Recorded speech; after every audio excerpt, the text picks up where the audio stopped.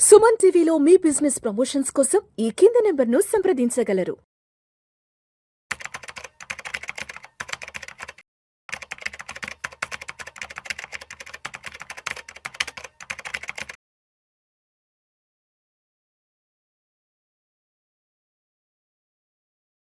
అనిల్ గారు నమస్తే సార్. నమస్తే అండి.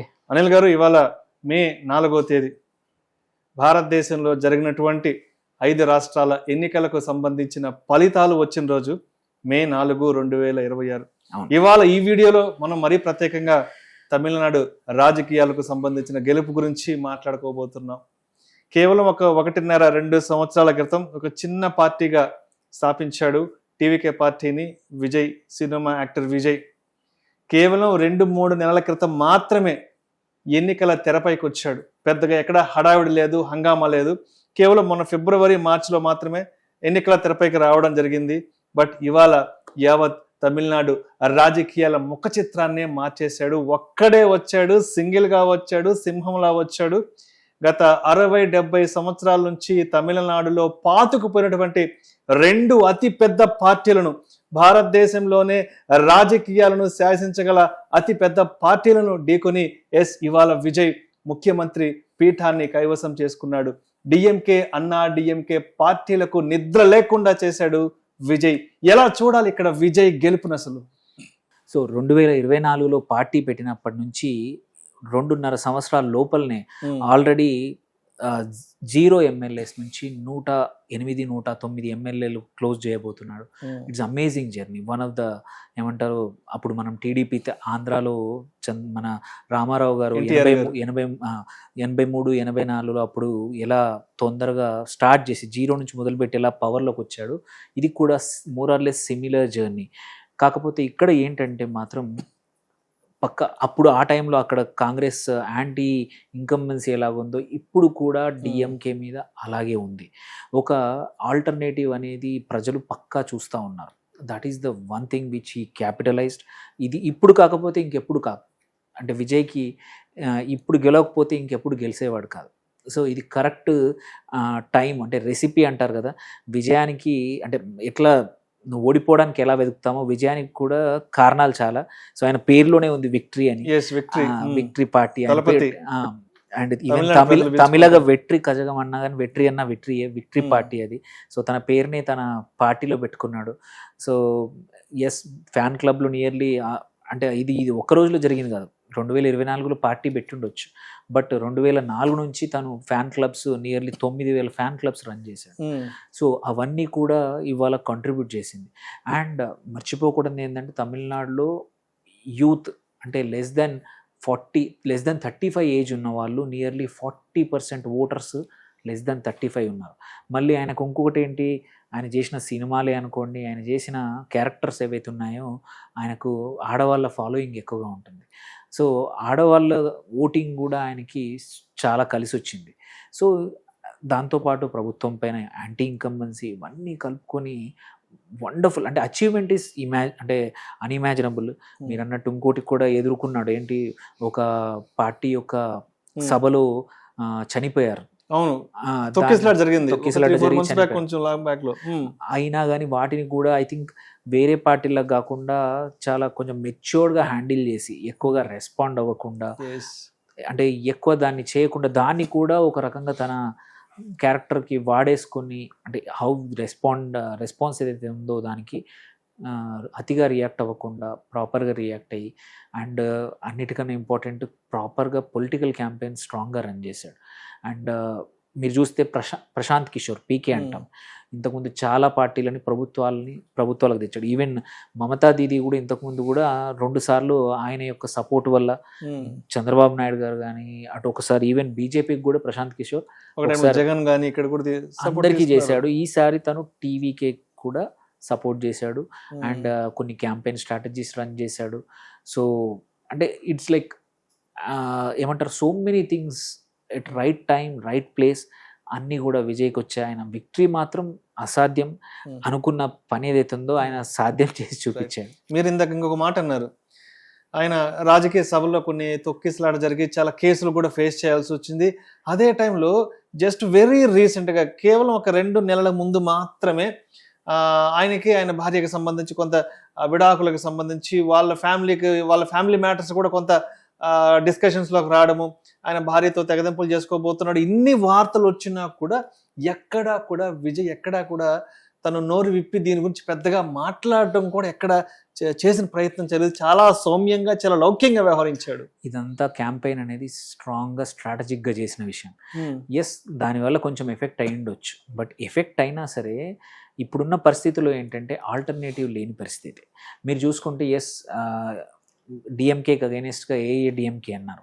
బట్ డిఎంకే లీడర్షిప్ మీద కూడా ఎవరికి అంత పెద్దగా స్ట్రాంగ్గా నమ్మకం లేదు.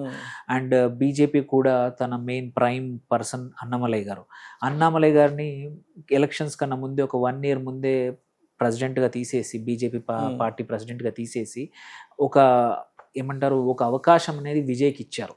అంటే చేతులారా ఒక పొజిషన్ ఖాళీగా ఉంటుంది. డిఎంకే 10 సంవత్సరాల తర్వాత యాంటీ ఇన్కంబెన్సీ చాలా స్ట్రాంగ్, ఆరోగెన్స్, అందరూ అన్హ్యాపీ. అన్నిటికన్నా ఇంపార్టెంట్ ఉమెన్ ఎవరైతే ఉన్నారో ఉమెన్ యొక్క సెక్యూరిటీ అనేది one of the biggest issue అయిపోయింది అక్కడ. సెకండ్, డ్రగ్స్ చాలా ఎక్కువైపోయాయి, అల్లరి మూకలు ఎక్కువైపోయాయి, ఆడవాళ్ళ మీద ఎక్కువ. సో అక్కడ విజయ్ అనేది పొజిషన్ హిమ్సెల్ఫ్ వెల్. మనం ఇప్పుడు తను చూస్తే 2 మేజర్ థింగ్స్. ఒకటి ఆడవాళ్ళ గురించి, సెకండ్ యూత్ గురించి.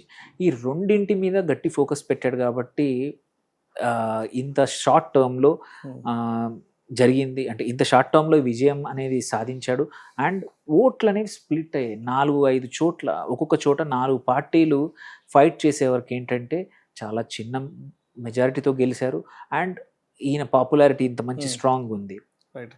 అండ్ ఇక్కడ ఇంకొక 2 విషయాలు చెప్పండి అనిల్ గారు. అంటే ఇక్కడ ముఖ్యంగా విజయ్ గెలవడానికి కారణం తనకున్న ఆ స్టార్ ఇమేజ్ వేవ్ వల్ల గెలిచాడా, లేదంటే చాలా వ్యూహాత్మకంగా తన ఒక స్ట్రాటజీ ప్రకారం ఒక గ్రౌండ్ లెవెల్ నెట్వర్క్ ఏర్పరచుకున్నాడా? అంటే ఇక్కడ రెండిట్లో ఏది ప్రధానంగా నిలబడ్డది విజయ్ ఇవాళ ఈరోజు ఈ స్థాయికి రావడానికి?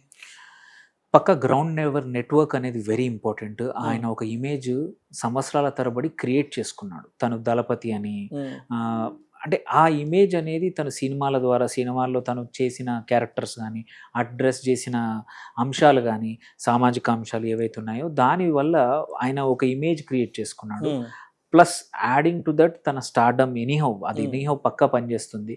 అండ్ ఇంకొకటి ఏంటంటే మార్పు. ఇప్పుడు మీకు ఒక మార్పు లేకుండా పోయింది. 10-15 సంవత్సరాల తర్వాత, జయలలిత తర్వాత దెర్ ఈజ్ ఒక అబ్సల్యూట్ లీడరు స్టాలిన్ రూపంలో అనుకున్నారు. బట్ స్టాలిన్ ఫస్ట్ టర్మ్ పర్లేదు, సెకండ్ టర్మ్ హారిబుల్గా చేశాడు ఆయన. సో ప్రజలకి ఏంటంటే ఒక ఆల్టర్నేటివ్ లేదు.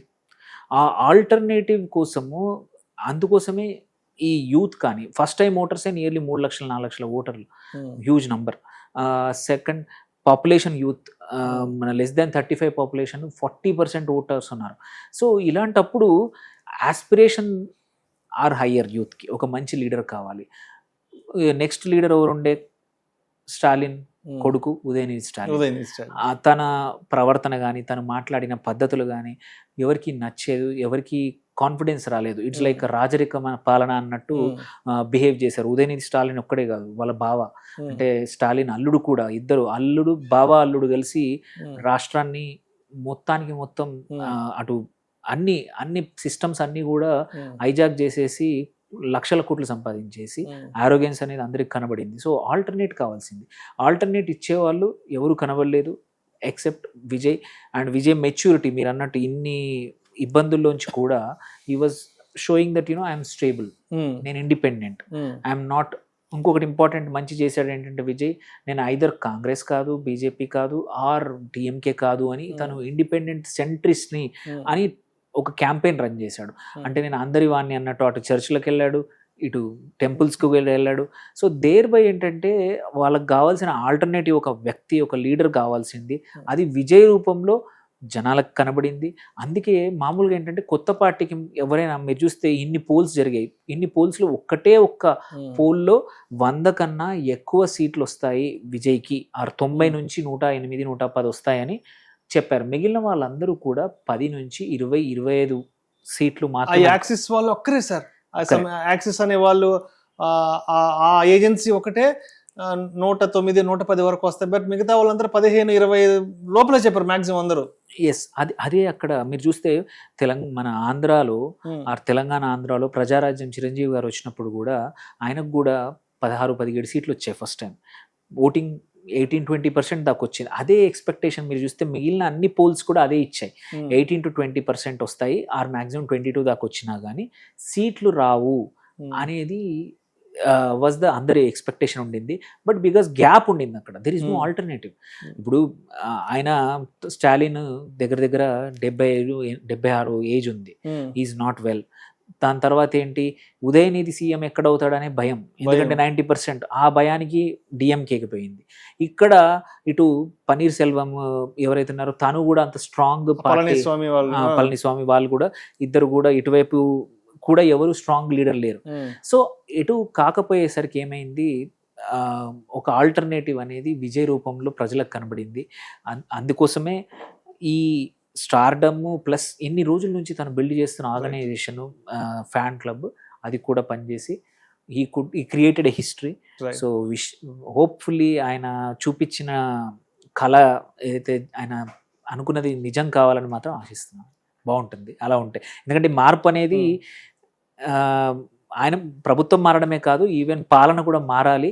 మారితే ఏంటంటే ఇప్పుడు ఎవరైతే ఓటేసారో ఆయనకి చాలా మంది, వాళ్ళకు కూడా బాగుండాలి. Thank you sir, thank you so much. Thank you.